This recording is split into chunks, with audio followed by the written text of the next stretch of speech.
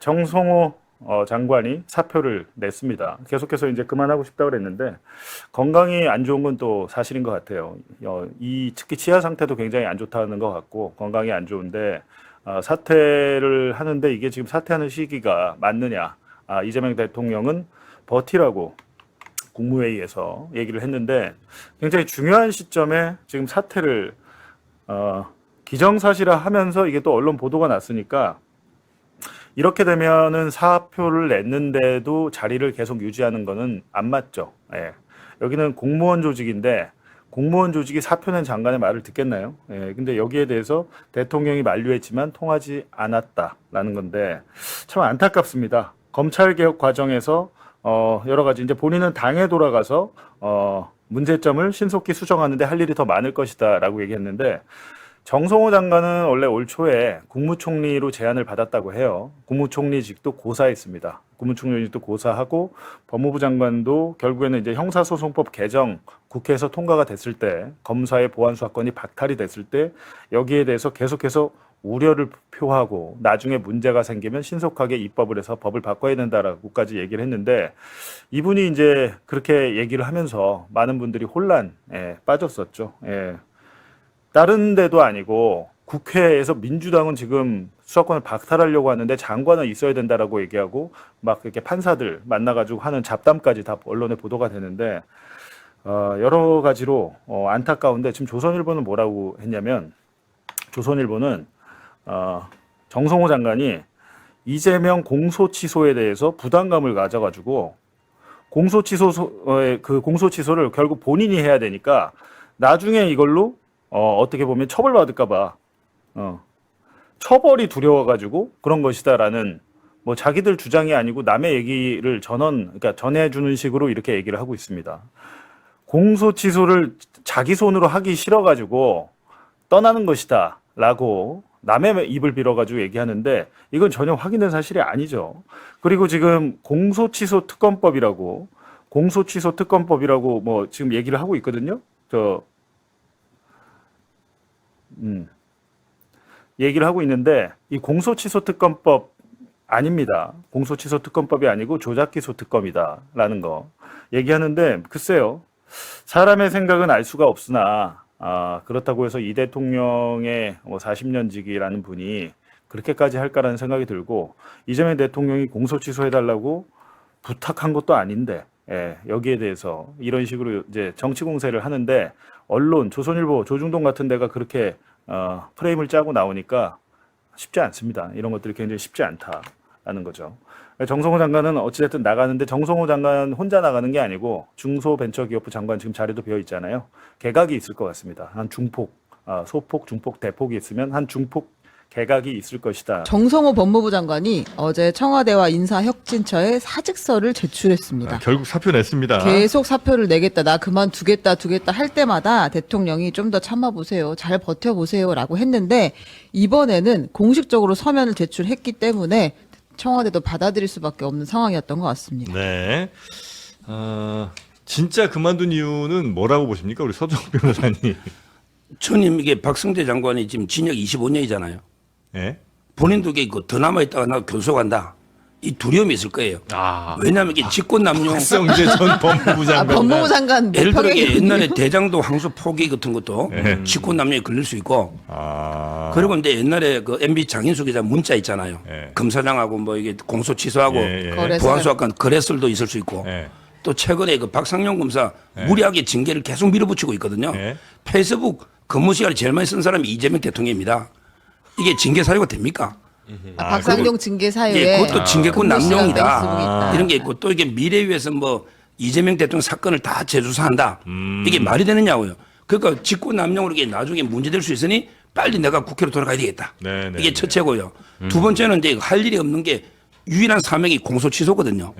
원래 장관 되기 전에 공소 취소 언급까지 했어요. 그런데 이게 지금 불가능해요. 특검을 통해서도 불가능하고 공소청이 출범해도 불가능하고 이게 말 들을 검사도 없어요. 따라서 이게 할 일이 없다. 이재명 대통령의 공소는 물 건너갔고 빨리 떠나자.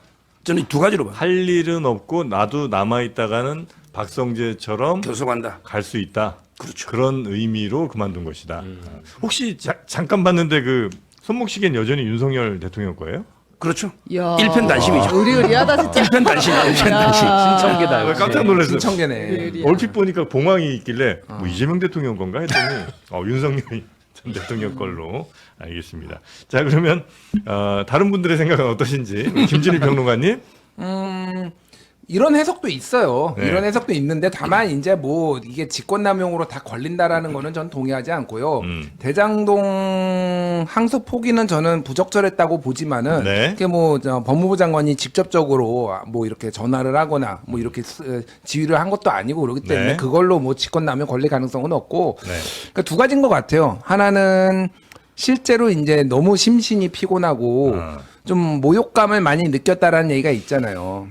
모욕감. 네, 법사위 강경파 네. 이제 의원들한테 모욕감. 네네네. 내가 짬밥이 5선이고 뭐 네. 이런데 초선은 가만히 있어. 약간 뭐 이런 느낌이죠. 그러니까 막 이제 뭐 김용민, 박은정 막 이런 분들이 거의 이제 쥐잡듯이 잡고 네. 막 이런 것들이 상당히 그래서 모욕적이다. 군기 좀 잡아야 되겠는데 얘들 내가 당에 돌아가서 약간 이런 느낌도 있을 거예요. 그래서 형사소송법 재개정안 뭐 이런 거 좀 보완하는 거 이런 얘기도 했잖아요. 네. 그래서 뭐 그런 것도 하나가 있을 테고 하나의 시각이 이제 공소 취소를 하는 게 이제 좀 부담된다라는 시각이 있는데 말씀하셨다시피 공소 취소는 저는 이제 불가능하다고 봅니다. 그리고 내가 다른 방송에서 얘기했는데 네. 공소 취소 지금 하려고 하면은 정권 나락으로 갑니다. 지지율 20%로 떨어져서 회복이 안 될 거예요. 예. 진짜로 명백하게 조작으로 기소를 했다라는 증거가 나오면 모를까. 안 나왔잖아요. 네. 무리한 수사가 있었다. 약간 뭐 윤석열 정권 때 표적 수사가 있었다라는 정도까지는 알겠는데 어쨌든 뭐 그런 부분도 영향을 주지 않았을까? 뭐 그렇게 생각해요. 공소 취소를 밀어붙이기는 너무 지금 상황이 좋지 않다. 그러니까 왜냐하면은 네. 이거는 결국은 두 축이에요. 하나는 당대표의 축이 있고 하나는 법무부의 축이 있는 거예요. 공소 취소를 하기 위해서는. 네. 그러니까 한겨레 김민석 당대표 후보가 한겨레 인터뷰했을 때 조작 기소가 되면은 만약 확인이 되면은 특검으로 갈지 네. 아니면은 검사들이 할지 뭐 이렇게잖아요. 그럼 특검으로 가면은 어쨌든 그거는 당에서 의원들이 통과시키는 거고 네. 아니면은 검사들이 하면은 검사들이 자발적으로 해야 되겠지만은 검사들이 이거를 공소 취소를 한다라는 거는 내가 불법을 저질렀소라고 인정하는 꼴이에요. 그러면 수사를 받아야 되는 거예요. 뭔가 징계를 받든지 이거를 할 사람은 그러니까 그게 먼저 드러나고 네. 그 다음에 누가 봐도 명백하게 이게 문제가 있기 때문에 어쩔 수 없이 공소 취소하는 것과 먼저 하는 거는 안 되죠. 그러면 이거는 법무부 장관한테 이제 압박이 들어갈 가능성이 있는 거예요. 그러니까 네. 실제 그게 추진될지 안 될지는 모르겠으나 뭐 그런 것들이 두루 영향을 네. 미치지 않을까. 누가 봐도 명백하다는 얘기는 법적으로 판결이 나는 그 정도 수준이 돼야 이제 누가 봐도 명백한 수준인가요? 예를 들면은 네. 지난번에 조작기소 특검했잖아요. 예. 조작기소 특검을 했는데 여기에서 이제 민주당 의원들은 조작기소가 밝혀졌다 이렇게 얘기했는데 제가 보기에는 밝혀진 건 없어요. 무리한 게 있었죠. 무리한 게. 네네네. 그리고 오히려 반대되는 증언도 많아요. 그래서 박상용 검사 징계하는데 이거 행정소송 갈 거예요. 그래서 최소한 이 조작기소를 했다라는 검사들이 뭐 쌍방울건만 있는 게 아니라 여러 건이 있잖아요. 스스로 인정하지 않는 대장동 뭐 있고 뭐 이런 것들 다 그러면 그 검사들이 불법을 저질렀다라는 게 확인이 돼가지고 그 사람들은 네. 행정소송 갈 테고 그게 대법원 판결까지 나오기 전에는 네. 이거를 조작 기소가 됐다고 보기 어렵다. 네. 이석규 평론가님. 근데 뭐 조작 기소 얘기로 이제 갑자기 연결이 됐는데 정성호 장관의 어떤 사퇴 그 의사로. 근데 이제 조작 기소 문제는 이제 설령 그 대통령이나 청와대 뜻이 있었어도 이렇게 지지율이 떨어진 상태에서는 저는 물 추진하기 건너갔다고 어렵다. 생각합니다. 네. 그리고 정말 이게 좀 선우가 바뀐 채로 설득을 하면 더 안 되죠. 조작이 발견되고 그 다음에 조작 기소를 공소 취소를 해야 네. 얘기가 될 것 같고요.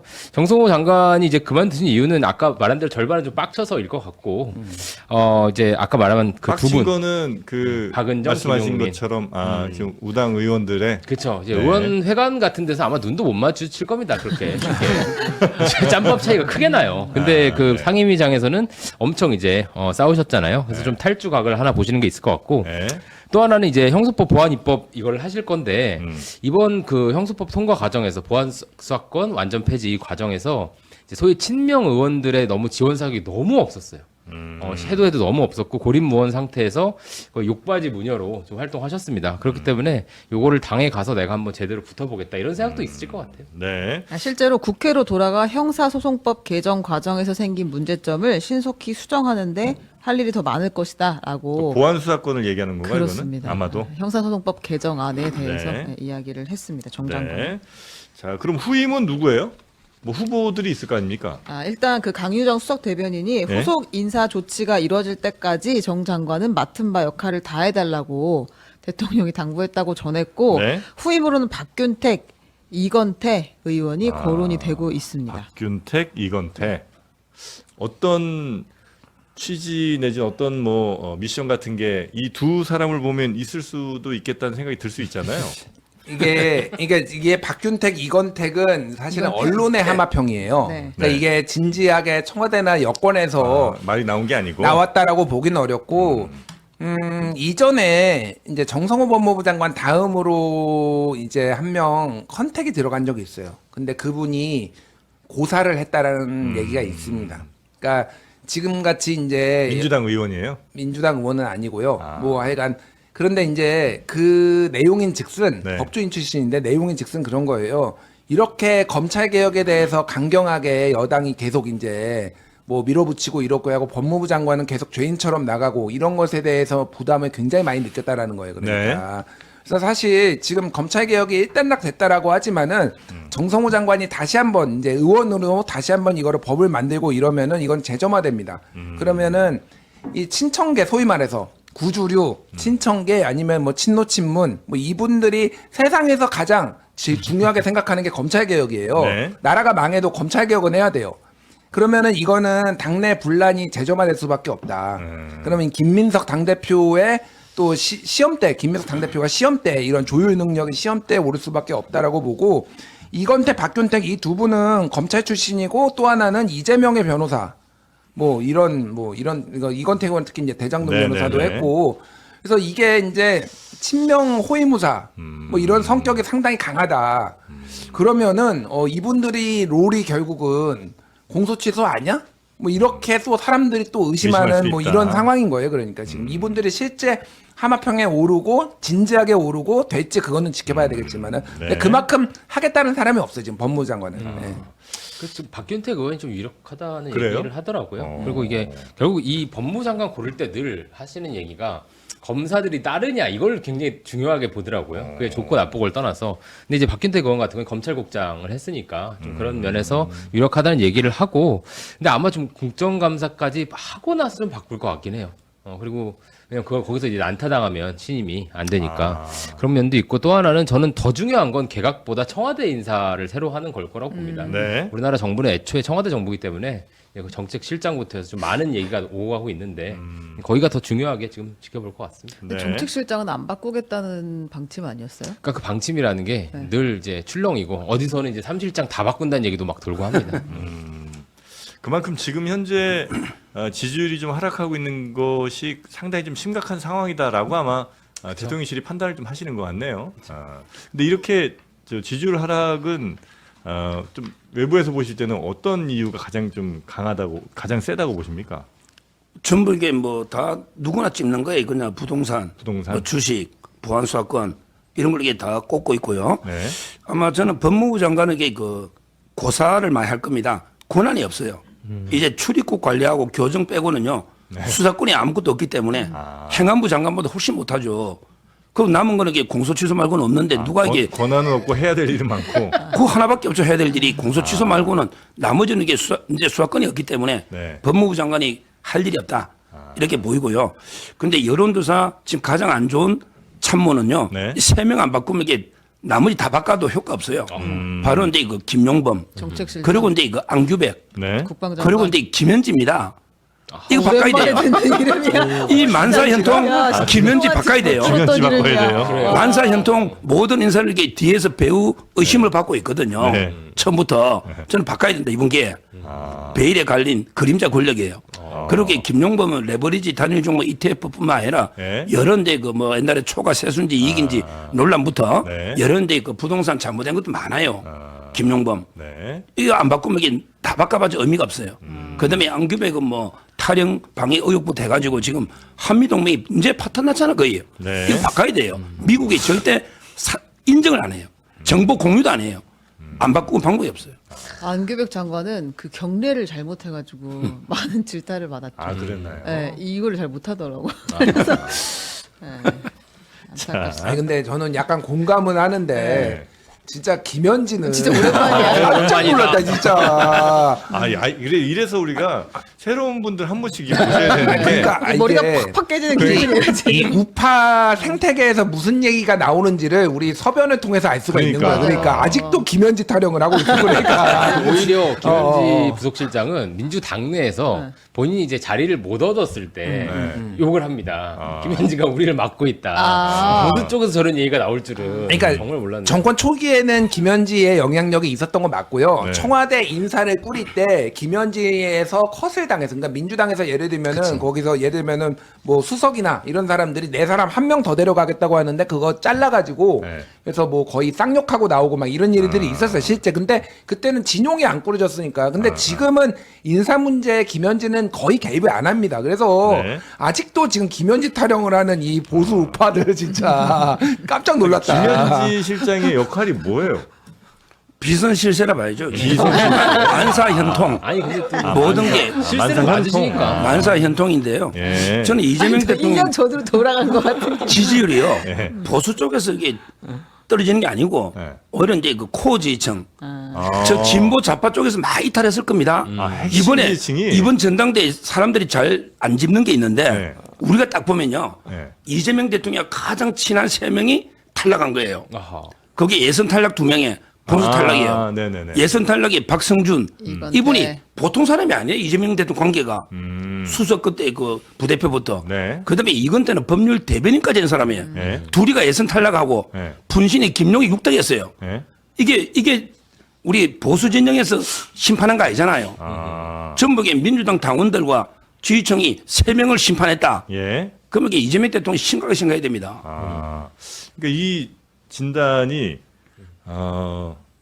그 예를 들면 지금 현재 뭐 큰 저 유튜브 채널 하시는 분들도 이 비슷한 진단 하시는 분들이 계세요. 뉴스공장 듣는 줄 예. 알았어요. 그러니까 거의 뭐 친청계 친정이에요. 세계관이 똑같아. 그러니까 예. 김어준, 정청래 의리 찾고 뭐 성국이 이렇게. 거기에 붙을 줄이. 근데 이제 이거는 있어요. 그러니까 오늘 중앙일보 기사가 이제 이재명 호위무사 잔혹사 뭐 이렇게 얘기해가지고 비슷한 취지에 썼어요. 그러니까 김용 떨어 호위무사를 자처한 김용 떨어지고 네. 그리고 박성준 이건태 컷오프되고. 네.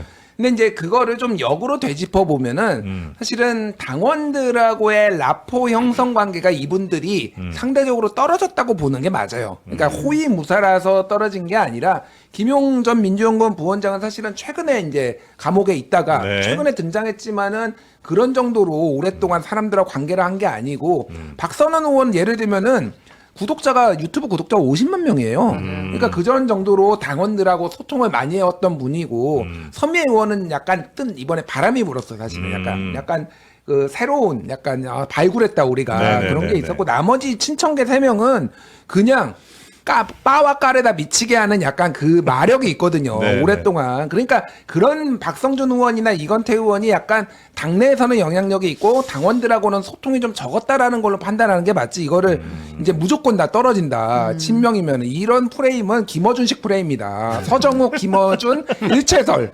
제가 좀 제기해 보겠습니다. 털정욱 얘기 좀 나오고 있어요. 네. 네. 자, 하여튼 그래서 지금 장관들이 몇 분이 아마 좀 교체될 수도 있는 그런 상황인 것 같고요. 네, 아마 네. 중진 의원 겸 장관 하는 분들이 돌아가기를 또 희망하고 당으로 있다는 돌아가기를 희망한다. 이야기도 있어서 네. 아마 개각이 얘기가 되고 있는 것 같습니다. 네. 서울 주가 조작 의혹에 대해서 서울 남부지검에서 강제 수사에 들어갔다. 이게 언제적 얘기입니까? 그래갖고 이제야 하는 거예요. 이거를 수원지검이 수원지검 박상용이가 이걸 그 수원지검 수사팀이 안 했잖아요. 그 쌍방울이 대북 송금하고 뭐 이런 것들 대북 사업 한 것 자체가 주가 띄우려고 했던 것들 의혹은 그때도 있었는데 그때는 그게 그런 의혹이 없다라고 하면서 금융감독원에서 분석한 자료 다 갖고 가라고 하는데 그것도 안 갖고 왔습니다. 수원지검 수사팀이. 준다고 하는데 처음에는 지들이 요청해 놓고 금감원에서 자 쌍방울 주가 조작 자료 가져가세요라고 전화해서 요청까지 했는데도 그때 자료를 안 가져갔어요. 그러니까 덮은 거죠. 쌍방울 주가 조작 이걸 덮고 이거는 그냥 이재명을 위한 대북 송금이다라고 결론을 내서 이재명 등등 이렇게 해서 재판에 넘겼잖아요. 근데 알고 보니까 주가 조작을 했어. 이거는 한국거래소에도 있고 금감원에도 자료가 있었어요. 이게 특검을 하다가 뒤늦게 나와가지고 우리는 다 의심은 하고 있었죠. 근데 특검을 하다가 그리고 지난번에 국회에서 국정조사했잖아요. 조작 기소 국정조사할 때 금감원장이 나와서 밝힌 내용입니다. 그게 이제 뒤늦게 밝혀지니까 이제 와서 검찰 압수수색을 하고 있다. 쌍방울은 완전히 다 와해됐어요 지금. 예, 다 상장 폐지되고 와해된 상황인데 그룹이 와해된 상황인데 이제 와서 수사를 하고 있다라는 건데 당시에 이제 쌍방울 계열사 나노스라는 계열사가 있는데 여기 이 나노스의 주가 부양이 있었다라는 게 국가정보원 문건에도 포착이 되고 국정원 문건에도 이 내용이 있는데도 불구하고 그거는 쌍방울의 주가 조작이 아닙니다라고 판결까지 나버렸습니다. 사건이 끝났죠. 이화영은 그래서 징역 7년 8월을 받았고. 근데 이제 와서 이걸 수사한들 기존에 그러면 이미 이화영이 3심까지 확정 판결을 받았는데 그건 어떡합니까? 근데 어찌됐든 지금이라도 해서 다행이긴 다행인데 주가를 인위적으로 부양을 했고 실제 주가가 뛰어서 당시에 국정원 요원이 야, 이 새끼들이 이거 주가로 장난치네 라고 하면서 손을 뗐습니다. 안부수 아태평화교류협회장을 국정원 블랙 요원이 협조자로 데리고 쓰고 있다가 김성태랑 붙어먹고 하는 짓을 보니까 너무 위험한 거예요. 그래서 그거를 국정원 내부의 공식 2급 비밀 문건으로 만들어서 안부수를 우리 협조자에서 이제 협조자의 지위에서 박탈하겠다라는 국정원장 결재 문건까지 만들어서 그게 법원에 갔는데도 불구하고 당시의 국정원이 윤석열의 국정원이 예를 들면 쌍방울의 주가 조작을 뒷받침하는 그런 내부 보고 문건들은 대폭 빼고 법원에 냈거든요. 그때.